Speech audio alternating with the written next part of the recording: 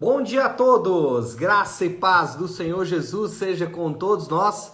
Uma ótima terça-feira para todos. Hoje é dia 13 de dezembro de 2022. Seja muito bem-vindo ao nosso devocional de hoje. E nesta terça-feira, 15º dia do nosso devocional Boas Novas de Grande Alegria. Olha quem chegou para mim. Chegou meu livro aí da editora Fiel, né? O Boas Novas de Grande Alegria. Não sei porquê, mas a editora Fiel demorou muito para lançá-lo esse ano, por isso o meu só chegou agora, ainda que eles tenham disponibilizado em PDF. Mas é realmente uma literatura importante se você quiser e puder adquirir. E o preço desse livro, né? Olha só, um livro de muita qualidade, R$ 4,99 no site da editora Fiel, então vale muito a pena. Então eu vou inaugurar a chegada aí do livro, eu vou inaugurar lendo hoje o devocional aqui no próprio livro. Então, 15º dia, vida e morte no Natal. João, capítulo 10, versículo 10 diz: o ladrão vem somente para roubar, matar e destruir. Eu vim para que tenham vida e a tenham em abundância. Quando eu estava prestes a iniciar este devocional, recebi a notícia de que Marion Nilstrom acabara de morrer. Marion e seu marido, Elmer, fizeram parte de nossa igreja por mais tempo que a maioria de nossos membros tem de vida. Ela tinha 87 anos. Eles foram casados por 64 anos. Quando falei com Elmer e lhe disse que gostaria que ele fosse forte no Senhor e não desistisse da vida, ele disse: o Senhor tem sido um verdadeiro amigo. Oro para que todos os cristãos possam dizer no fim da vida: Cristo tem sido um verdadeiro amigo.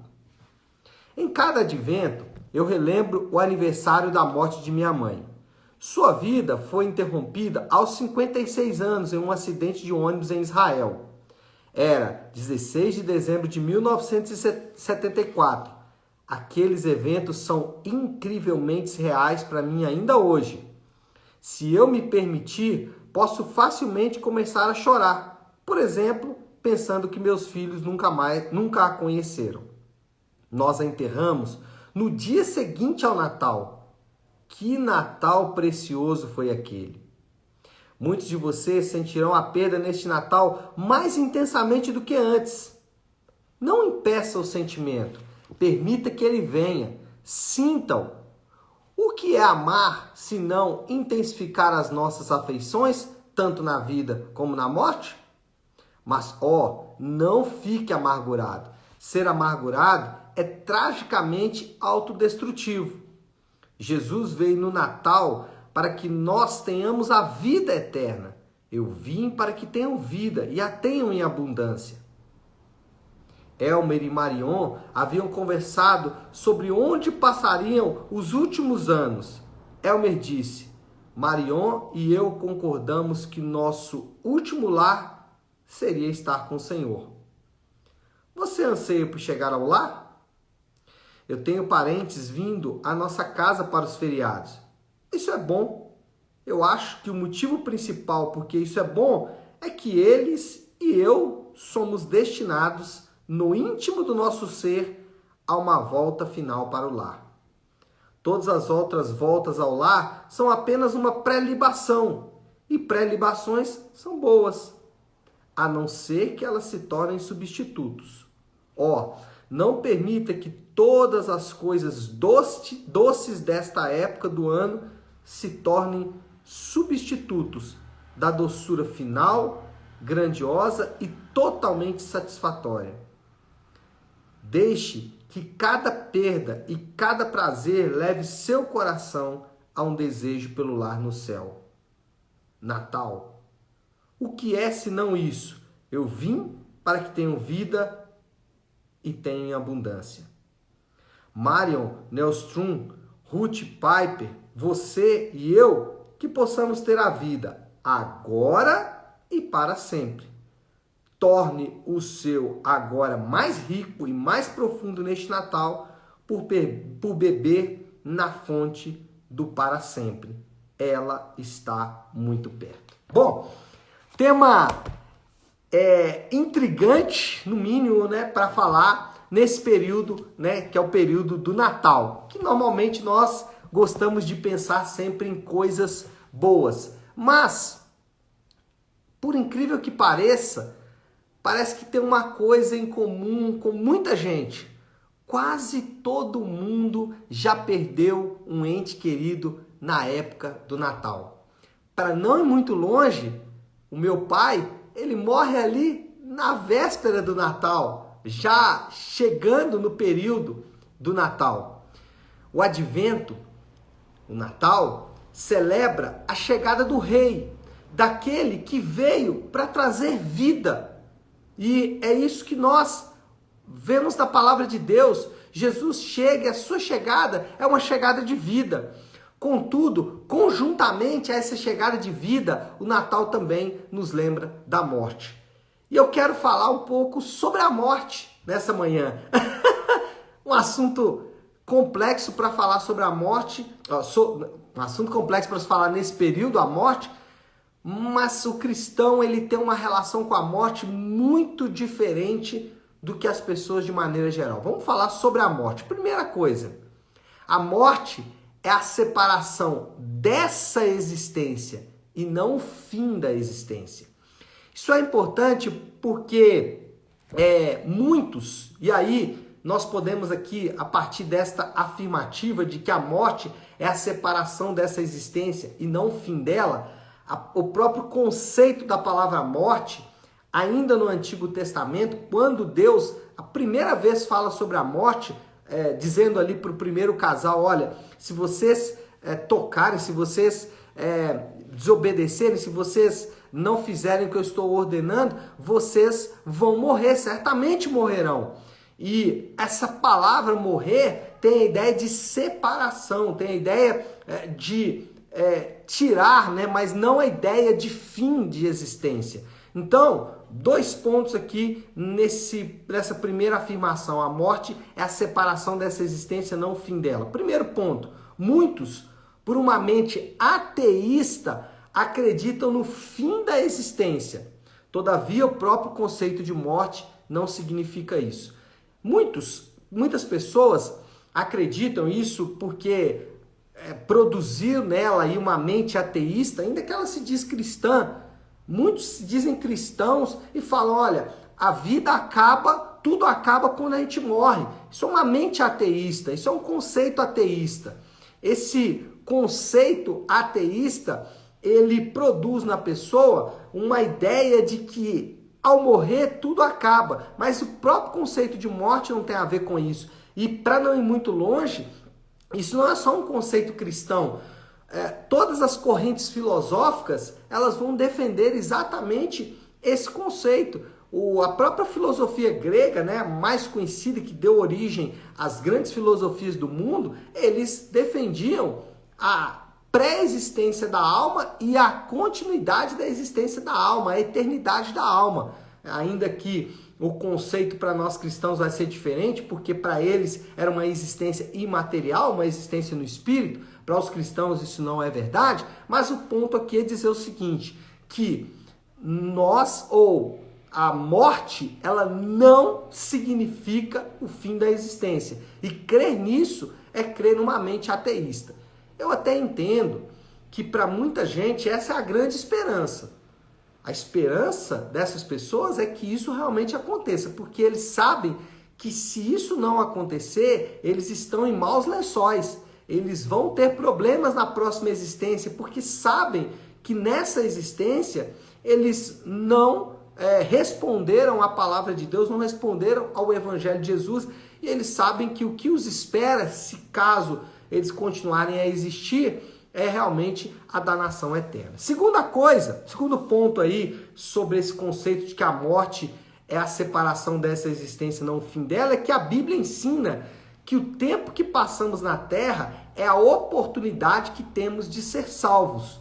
Hebreus 9:27 diz assim, ao homem está destinado a morrer uma só vez, vindo depois disso o juízo. Então, a Bíblia ensina que o período em que passamos aqui é a oportunidade que temos de ser salvos.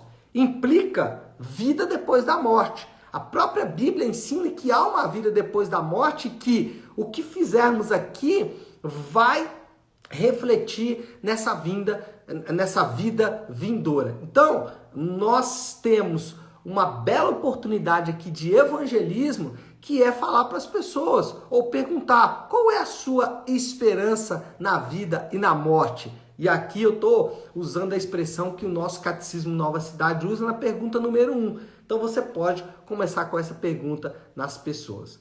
Primeira coisa sobre a morte. A morte é a separação dessa existência, não o fim dela. Segundo, o crente vive a perspectiva da ressurreição. Por isso pode desfrutar da vida. Para o crente verdadeiro, a morte simplesmente não existe. Eu gosto de citar o exemplo, de alguém que certa vez me perguntou: pastor, você tem medo da morte? E eu respondi para essa pessoa: morte? Que morte? Há poucos dias lemos aqui um texto de Hebreus, onde o escritor de Hebreus diz que Jesus, ele venceu o pior inimigo do homem, a morte. Então, para um crente, a morte simplesmente ela não existe. Por causa disso, ele pode, primeiro, aproveitar a vida. Deixa eu refazer aqui. Como a morte não é uma realidade mais para o crente, ele não precisa aproveitar a vida. Já viu aquela expressão? Não, você é muito novo, você tem que aproveitar a vida. Não, você não precisa ficar nesse casamento, não, você tem que aproveitar a vida. Não, você tem que fazer isso para você aproveitar a vida. O crente não precisa aproveitar a vida. Por quê? Porque simplesmente a vida para ele não acaba. Ele não precisa pensar assim: nossa, eu sou muito novo, eu tenho que namorar, eu tenho que casar, eu tenho que ir para a esbórnia, eu tenho que fazer tudo o que eu quero, porque eu tenho que aproveitar a vida, porque ela acaba. Lembro-me de certa vez que uma pessoa muito querida estava conversando comigo e falando assim: eu sinto muita saudade do fulano. E o fulano que a pessoa estava falando era um crente. Eu disse assim: mas fique tranquilo, daqui a pouco você vai reencontrar com o fulano. E aí a pessoa disse para mim assim: não, mas você não está entendendo, é que eu não vou encontrar com ele, com esse corpo, nessa existência. Eu disse: mas é claro que vai. Essa é a promessa da Bíblia. A promessa da Bíblia é que nós vamos ressuscitar. E por isso os apóstolos, eles incentivavam os crentes a aproveitar a vida, gastando a vida pela causa de Cristo. Por isso que Paulo, ele não estava muito preocupado se o imperador ia arrancar a cabeça dele. Ele ia voltar a viver, ele vai voltar a viver, ele ainda vai existir, o apóstolo Paulo e todos os outros apóstolos. Então o crente, ele não precisa aproveitar a vida, ele pode gastar a vida dele na causa de Cristo. Segundo ponto, o crente, para ele a morte não existe, por isso ele pode sofrer prejuízo em favor dos outros. Para o crente, perdoar não é problema nenhum. Ah, mas aí você vai sofrer na alma, você vai sofrer aqui, vai sofrer... Não tem problema. Porque simplesmente eu vou continuar vivendo daqui a pouco. Então, o crente não tem problema nenhum em sofrer prejuízos, nenhum. Sejam eles financeiros, emocionais, sem problema nenhum. Por quê? Porque ele sabe que a existência dele não acaba. A morte não é a realidade para ele. Terceiro ponto, o crente não precisa acumular riquezas. O crente sabe que a morte não é a realidade para ele. Por isso ele não precisa acumular toda a riqueza para aproveitar no final da vida, porque simplesmente a vida dele não acaba. Então ele não precisa trabalhar 7 dias na semana, 14, 16 horas por dia, conquistar, ser uma pessoa de sucesso, ganhar muito dinheiro, fazer fama. Ele não precisa disso, porque a vida dele não acaba. O crente, ou para o cristão, a morte não é uma realidade. Por isso, ele não tem problema em ser rico ou pobre. Ele não tem problema com isso, porque ele sabe que a vida dele não acaba. Ele não tem problema nenhum se ele é rico ou se ele é pobre, se ele nasceu no país X ou Y. Tem gente que fica murmurando porque nasceu onde nasceu. Ah, eu queria ter nascido nos Estados Unidos, eu queria ter nascido na Europa, eu queria ter nascido no Japão. Não, irmão, você nasceu onde Deus quis te plantar. É aqui que o Senhor quer que você construa a sua vida. Porque você sabe que, na verdade, você não é dessa terra. Então, o crente vive a perspectiva da ressurreição e eu preciso avançar para terminar. Moral da história, vou pegar uma frase do próprio Piper para resumir o nosso devocional de hoje. Ele fala assim: torne o seu agora mais rico e mais profundo neste Natal por beber da fonte do para sempre. Natal pra gente é fantástico, porque a gente sabe que vai viver para sempre. Isso é maravilhoso. E qual é o desafio do Léo? A aplicação que a gente pode pensar sobre tudo isso. Duas aplicações. Primeiro, para você que é crente e que tem convicção da sua salvação, desfrute da vida. Independente dela ser boa ou ruim. Desfrute dela. E aí, quando eu falo desfrute aqui, lembra que é diferente daquele conceito de aproveite a vida. O que nós estamos falando aqui é o seguinte: lembre-se, essa vida aqui, ela não acaba, ela vai continuar. Então, nós podemos curtir a criação e as coisas de Deus de maneira diferente. Agora, se você não tem convicção da sua salvação, se você é daqueles que pensam assim: ah, não, a coisa tem que no final terminar e eu tenho que parar de existir, senão eu estou mais ou menos arrumado. Se você é dessas pessoas, se você não tem essa convicção que eu acabei de dizer aqui, se a morte para você ainda é um pavor, você precisa experimentar a salvação em Jesus Cristo. Então, essa é a única maneira de você se livrar desse grande inimigo, é desfrutando da salvação que Jesus oferece. Tá certo? Vamos orar? Vamos colocar tudo isso aí diante de Deus. Então, se você puder agora, pare aí um instante aquilo que você está fazendo e vamos juntos buscar a Deus em oração. Querido Deus, Pai de amor e graça, Senhor, o Senhor é Deus de vida e nós vemos isso em toda a narrativa bíblica. Como o Senhor deu vida para o teu povo e como o Senhor prometeu vida eterna e como o Senhor em Jesus cumpre a tua palavra de nos dar vida eterna. Sabemos que nós nos esquecemos disso de vez em vez. Nos apegamos a esse mundo, nos apegamos às coisas dessa existência e nos esquecemos das coisas maiores do Senhor. E nesta manhã nós queremos pedir que o Senhor nos perdoe por isso e nos direcione novamente a desfrutar de maneira bíblica ou com a perspectiva de que a promessa da ressurreição acontecerá para nós. Permita-nos desfrutar disso, Pai. Essa é a nossa oração e fazemos isso em nome de Jesus. Amém. Amém, meu povo? Então é isso. Nós vamos ficando por aqui.